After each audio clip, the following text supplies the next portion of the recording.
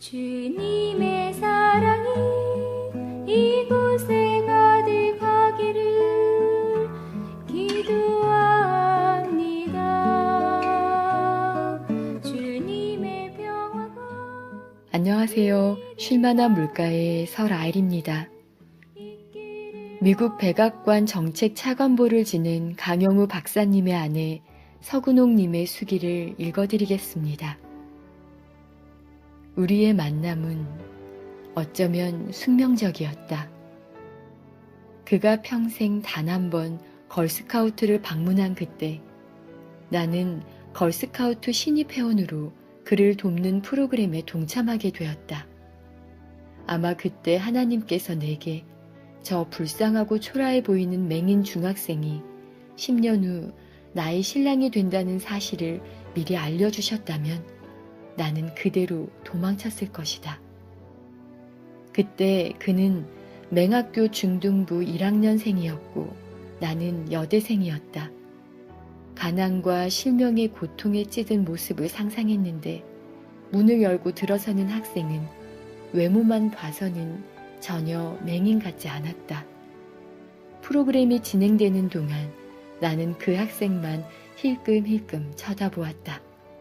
누군가 그를 버스 정류장까지 데려다주고 오라고 했을 때 어디서 그런 용기가 나왔는지 내가 다녀오겠다며 허락이 떨어지기도 전에 그 학생의 손을 덥석 잡고 광화문 사거리로 나섰다. 그때 처음으로 숙대 영문과 1학년 서근옥이에요 라며 나를 소개했다.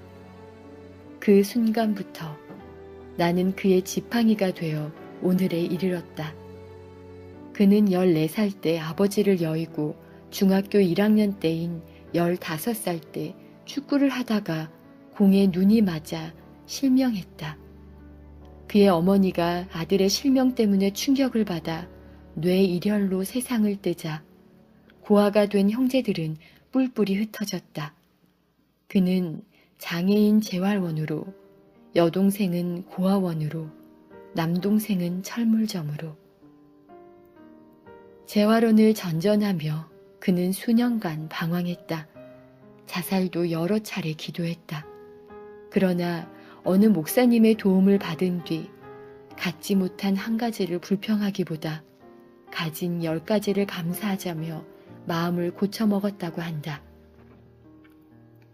처음 만날 때는 완전히 시력을 잃은 게 아니어서 남편은 어렴풋이나마 내 젊은 날의 모습을 기억하고 있다. 그러나 지금은 불빛조차도 구별할 수 없는 완전 맹인이다.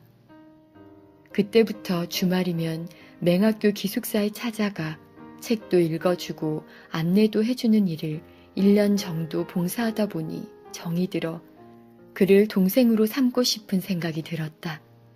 무남 동료 외동딸로 동생이 하나 있었음 했는데 잘 됐다 싶어 그 생각을 실천에 옮겼다. 당시 나는 그가 투병과 방황으로 여러 해 학교에 다니지 못했다는 것을 몰랐다. 그저 대학생과 중학생이라는 것만 생각해 부담 없이 그의 누나가 되겠다고 했을지도 모른다. 2년 정도 지나 그의 성적표에 있는 생년월일을 보고 1살 반밖에 차이가 나지 않는다는 사실을 알게 되었지만 그때는 그것이 문제가 되지 않았다. 양친이 안 계신 동생이 생기니 누나로서 할 일이 정말 많았다. 학교에서 소풍을 갈 때면 도시락을 싸들고 따라가야 했고 빨래, 장보기부터 대학 진학 준비에 이르기까지 온갖 뒷바라지를 해야 했지만 동생을 도와준다는 것 자체가 내게 기쁨이었다. 누나 동생으로 6년을 보냈다. 나는 1967년 9월 미국으로 유학을 떠났다. 내가 떠난 뒤 동생 영우는 마음을 독하게 먹고 대학 입시에 전념했다. 그는 1968년 3월 서울 맹학교 고등부에서 연세대에 입학해 그동안 박박 깎은 머리를 기른 채 교복 대신 신사복을 입고 찍은 사진도 보내주었다. 정상인들과 같이 공부하며 잘 적응할 수 있을까 걱정했는데 첫 학기부터 장학생이 되었다는 편지가 날아왔다. 나는 15개월 만에 귀국했다. 그동안의 이별은 우리 두 사람의 관계에도 변화를 가져왔다. 더 이상 누나 동생이 아닌 사랑하는 사람으로 서로를 바라보게 된 것이다. 주위의 반대에도 불구하고 1972년 2월 26일 대학생이던 약혼자를 졸업하기까지 만 3년이나 기다린 끝에 드디어 나이 30이 다 되어 결혼식을 올리게 되었다. 난 다른 친구들에 비해 결혼이 늦은 편이었고 모두 판사, 의사, 약사, 대기업 간부의 부인이 되어 있을 때 연하인 맹인 학사를 신랑으로 맞은 것이다. 그래도 어찌나 행복하고 감격스러웠는지 얼굴에서 미소가 떠나지 않아 하객들의 놀림을 받을 정도였다. 1972년 8월 우리 부부는 가슴에 큰 뜻을 품고 피츠버그 대학에 도착했다. 당시 나는 정신적, 육체적으로 많이 지쳐 있었다. 서울을 떠나기 직전까지 맹인 재활센터에서 일했고 입덧도 심했다. 그러나 그를 그림자처럼 따라다니면서 돕지 않으면 강의실에도 갈 수 없어 편하게 쉴 수도 없었다. 하루는 남편을 강의실에 들여보낸 뒤 도서관에서 책을 녹음하다 깜빡 잠이 들었다.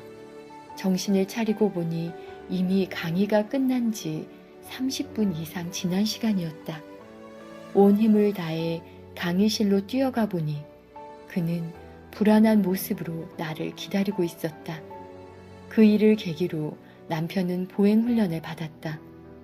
아기가 태어나면 혼자 강의를 받으러 다녀야 하는데 엄두를 못 내고 미루던 차에 결단의 기회가 된 것이다.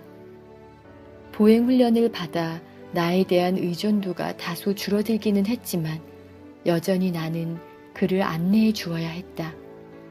어린 두 아들을 남에게 맡긴 채 남편의 대학 강의실을 향해 떠날 때 아이들이 안쓰럽기도 했지만 남편의 강의가 먼저였다. 맹인 아빠에게 젖먹이 아기를 맡기고 도서관에 자료 심부름을 갈 때면 혹시 불이라도 날까 불안했지만 그의 눈이 되고 지팡이가 되는 것이 먼저였다. 몸이 아플 겨를도 없이 매일 동분서주하는 고달프고 바쁜 나날을 보냈다. 그 후 새로운 위기가 찾아왔다. 수업료는 문제가 없었는데 생활비로 나오던 장학금이 만료된 것이다. 닥치는 대로 막일이라도 해서 생활비를 벌여야 했기에 일자리를 찾아 나섰다. 병원 청소원으로 겨우 취업이 되었는데 이민국에서 노동 허가가 나지 않았다. 이 때문에 고민하던 어느 날 캠퍼스 근처 공원에서 그네를 타는 한 맹인 여성을 우연히 보게 되었다. 남편과 함께 다가가 한국에서 유학 온 맹인 학생이라고 소개하면서 말을 걸었다. 그랬더니 그네를 밀어주던 남자가 자신이 남편이라고 했다.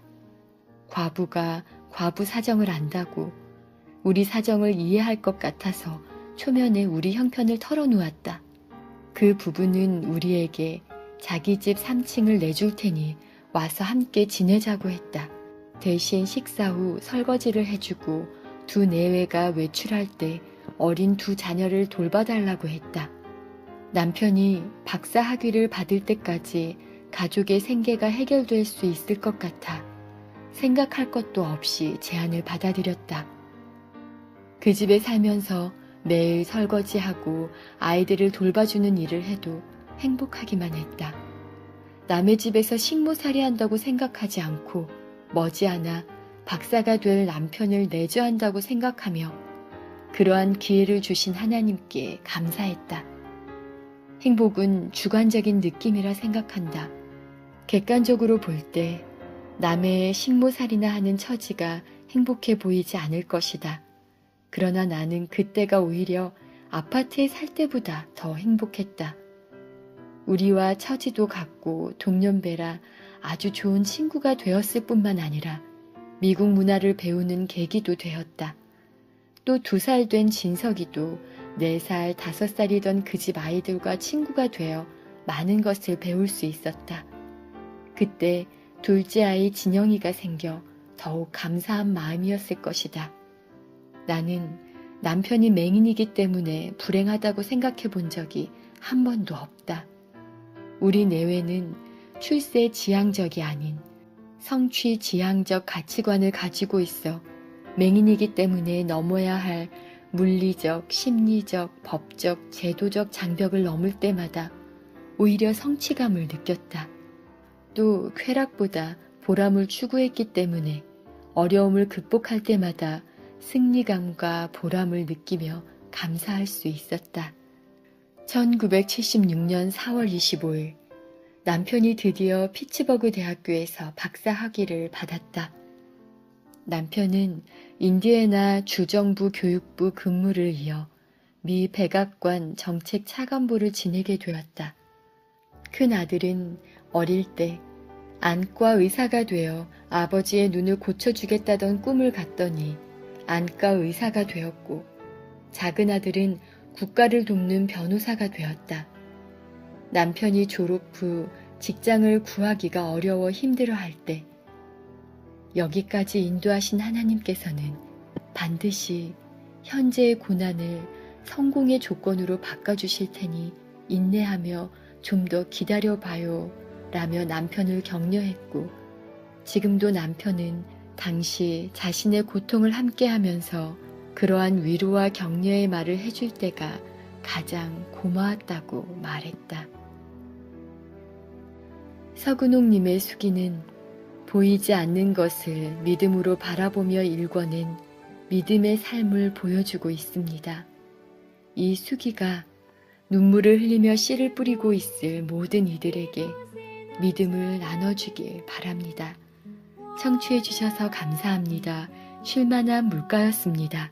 주님의 사랑이 이곳에